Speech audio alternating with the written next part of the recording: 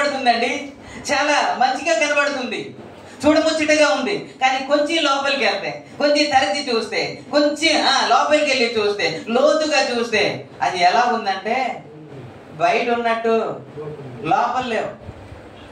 మాట్లాడతలేదు మీరు.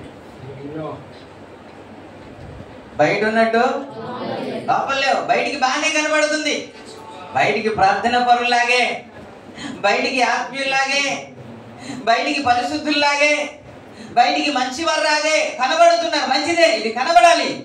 కానీ లోపలికి వెళ్ళినప్పుడు కూడా రెండంతులు ఉండాలి కదా.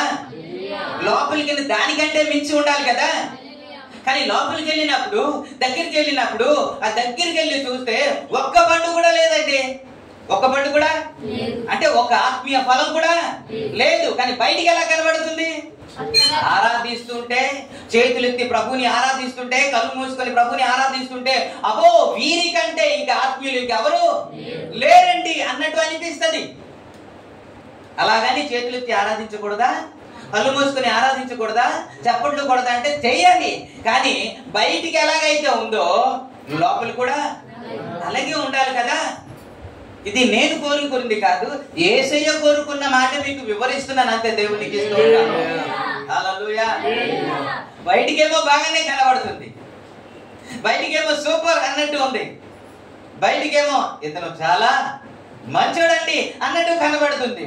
కానీ కొంచెం లోతుకు వెళ్తే, కొంచెం పరీక్షిస్తే, కొంచెం వారి గురించి తెలుసుకుంటే ఎలా ఉందంటే బయట ఉన్నట్టు లోపల లేదు. అలా చూసిన ఆ చెట్టుని దేవుడు ఏం చేశాడంటే శపించి పడేశాడు. ఇక ఎన్నటికి నీ పండు ఎవరు తినకూడదు అని. ఇప్పుడు అందులో ఒక మాట మీకు గుర్తు చేస్తాను. అందులో వ్రాయబడిన మాట ఏంటంటే అది అంజూరపు పండు కాలము కాలం ఉంది కదా. ఇప్పుడు మామిడిపళ్ళు సీజనా కదా?